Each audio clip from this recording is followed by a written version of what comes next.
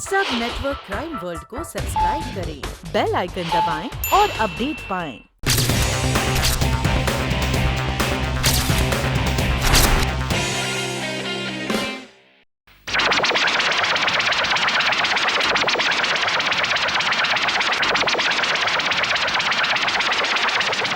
जी कहिए।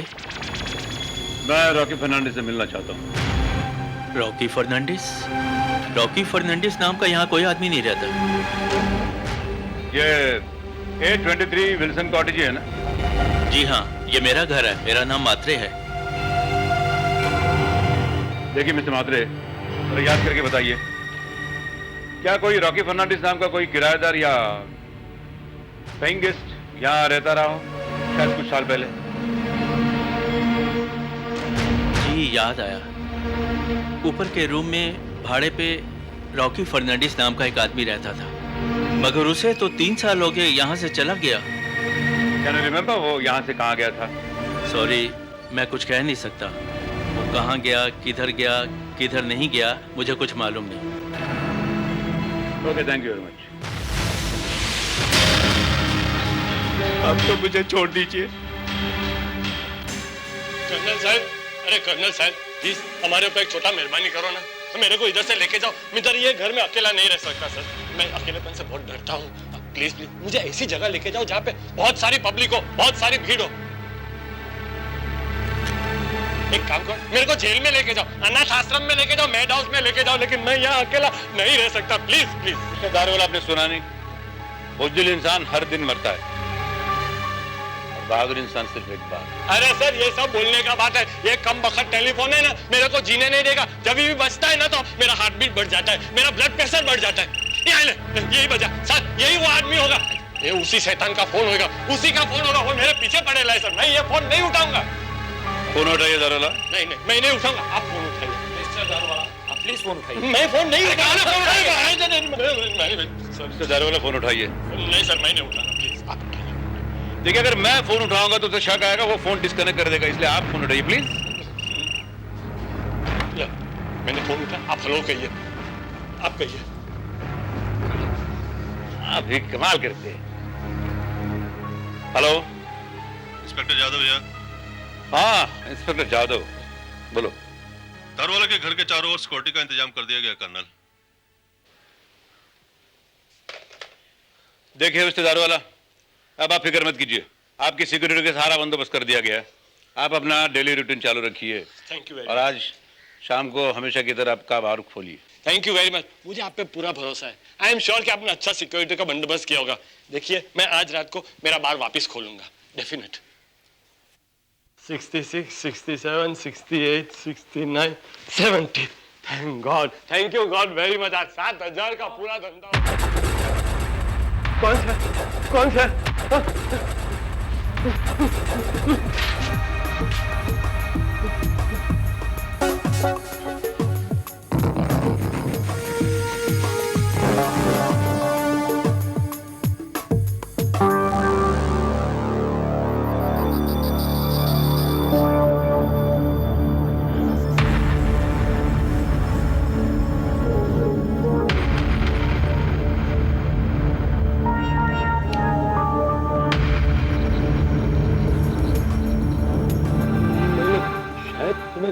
देखा है। मैंने कहा था ना दारूवाला, इस आखिरी हादसे के गवाह भी तुम होगे। तुम अपनी मौत के अकेले चश्मदीद गवाह होगे। मैंने क्या किया? What have I done? क्या किया है? तुमने मेरी जिंदगी जलाकर राख कर दी। अब तुम मरोगे।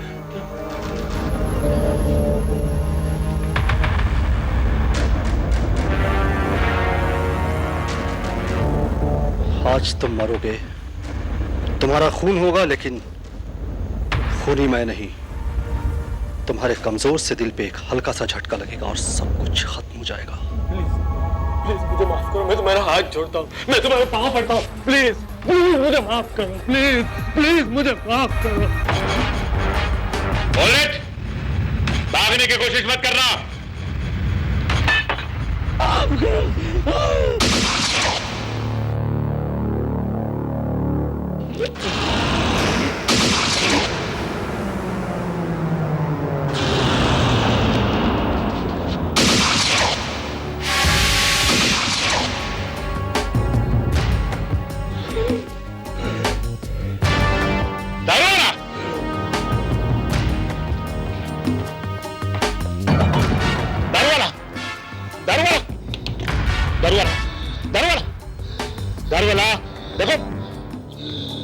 दारू वाला दारू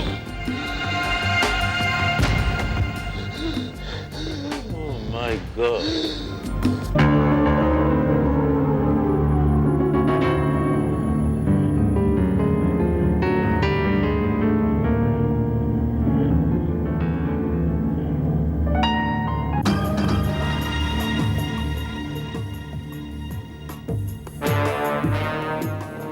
तो दारू वाले की जान बचाने की कोशिश में कातिल अंधेरे का फायदा उठाकर भाग गया।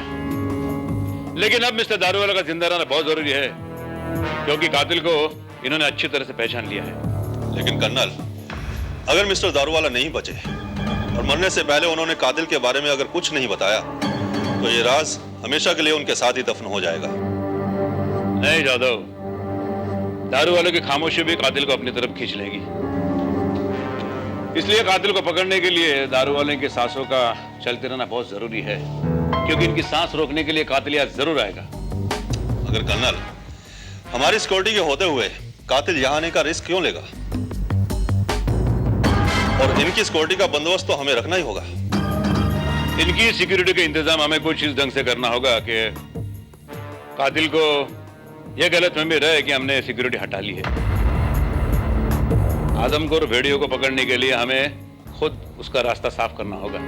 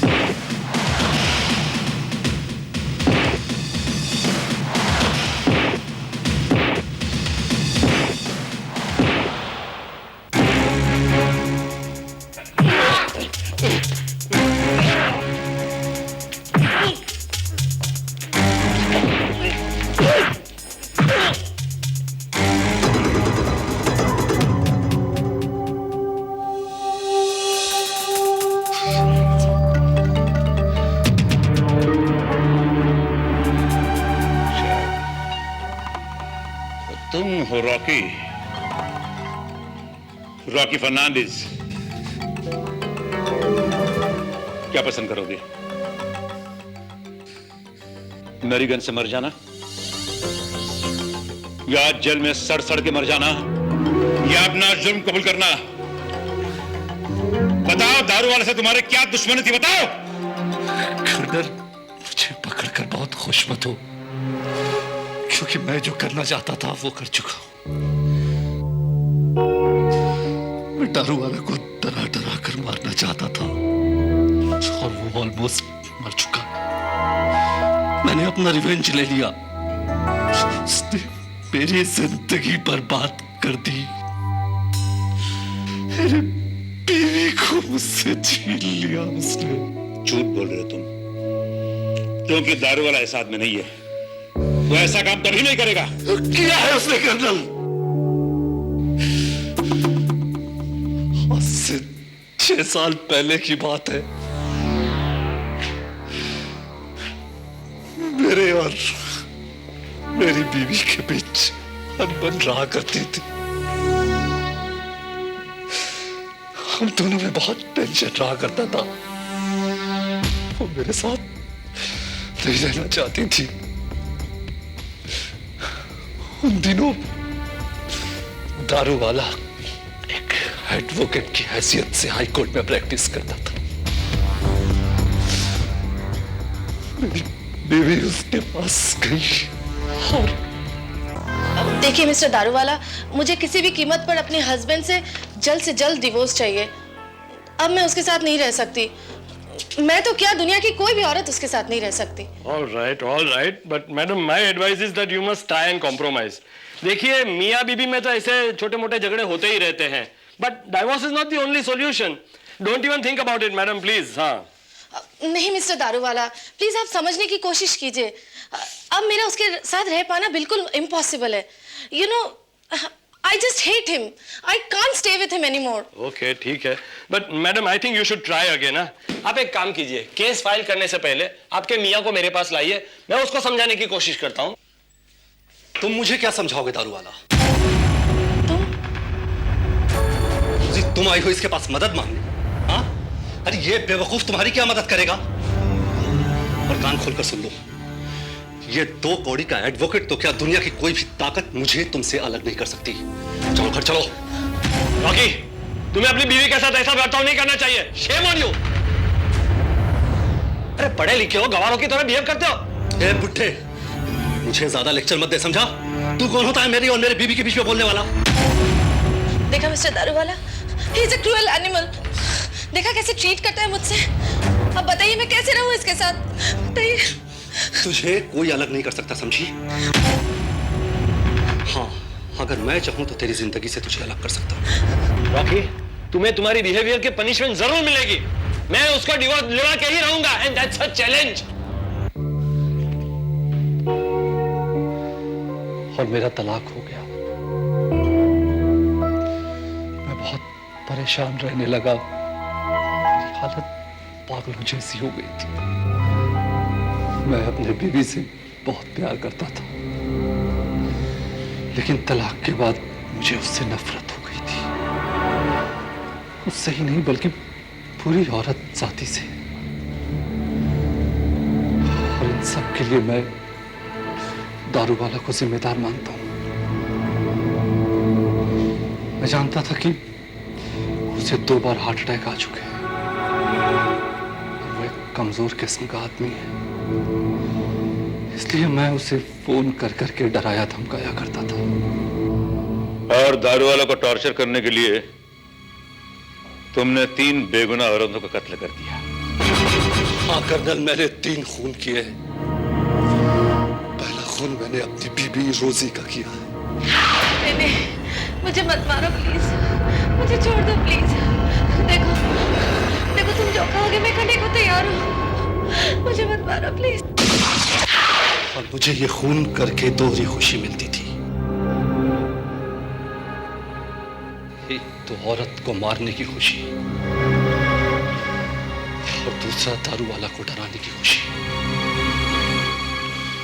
क्योंकि मैं इन दोनों से बेइंतहा नफरत करता था। तुम्हारी ये नफरत तुम्हारी कमजोरी थी। तुमने अपनी गलतियों को समझने के बजाय अपने बर्बादी की जिम्मेदारी दूसरे पर थोपनी शुरू कर दी और तुम्हारा मन उनके लिए नफरत से भर गया। तुम्हारे बीवी ने ना तो कोई जुर्म किया था, ना तो दारूवाला ने। जुर्म तो तुमने किया है, वहशी दरिंदे बनकर 3 बेगुनाह औरतों को कत्ल करके। और तो और तुमने डॉक्टर प्रभा रस्तोगी को भी नहीं छोड़ा जो तुम्हारा इलाज कर रही थी और तुम्हें नई जिंदगी देने की कोशिश कर रही थी। इसीलिए तो वो मेरे हाथों बची रही, क्योंकि मैं उसे और औरतों से अलग समझता था। लेकिन उस दिन जब मैं अपनी चेकअप करा के क्लिनिक से बाहर निकला तो मैंने अपनी आवाज सुनी। मजा आया दारू वाला? कैसा लगा मेरा दूसरा तोहफा? अभी तो तुम्हें ऐसे कई और तोहफे दूंगा मैं, पर यकीनन अब तुम मुझसे मिलने को बेचैन हो गए होगे और मैं तुम्हारी ये बेचैनी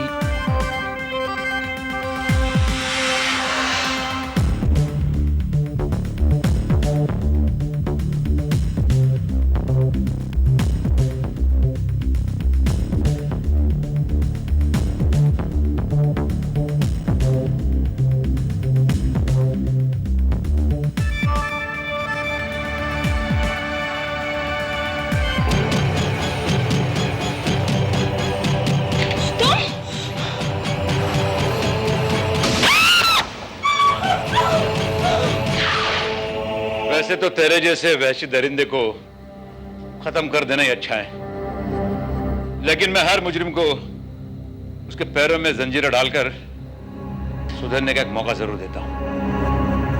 जादव, यस कर्नल। डाल दो इसे काल कोठरी में। क्या खून करने के लिए इसे इंसान तो क्या खुद का साया तक नहीं मिल पाएगा। चलो।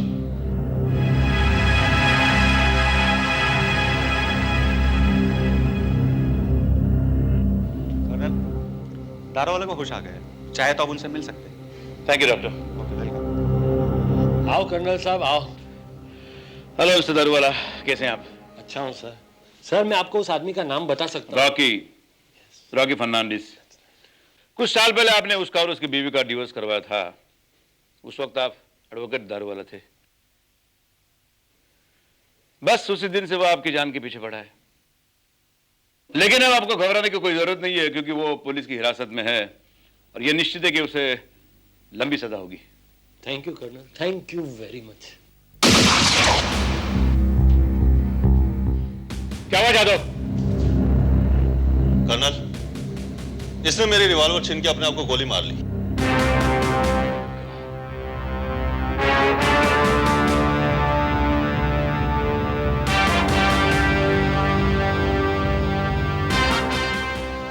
कर्नल साहब, ये गोली की आवाज? रॉकी ने अपने आप को गोली मार ली। उसके अंदर ना तो जेल की सजा काटने की हिम्मत थी, ना तो जीने की लालसा, इसलिए उसने आत्महत्या कर ली। Thank God. नहीं तो सर ये रॉकी है ना, वो जेल से भी मुझे फोन करके परेशान करता था और मुझे हार्ट अटैक देता था। कर्नल साहब, आप एक आध बार मेरे बार में क्यों नहीं आते सर? एक आध ये ले लेते ना। ना मिस्टर दारूवाला, कर्नल को ऐसे नशा करने की कोई जरूरत नहीं है। अपना काम पूरा करना, अपना फर्ज पूरा करना, यही एक नशा है, अपना मकसद है बस। सर ये मुझे लगता है ये टेलीफोन की घंटी मुझे हॉस्पिटल में भी मार डालेगी। डरिए मत, ये मेरे मोबाइल की घंटी है, ये मेरे लिए बज रही है। सर ये भगवान ने इसका शोध ही क्यों किया? हा? ये मुझे डरा डरा के ही खत्म कर देगा। हेलो कर्नल परमेरिया, जी मैं आ रहा हूं।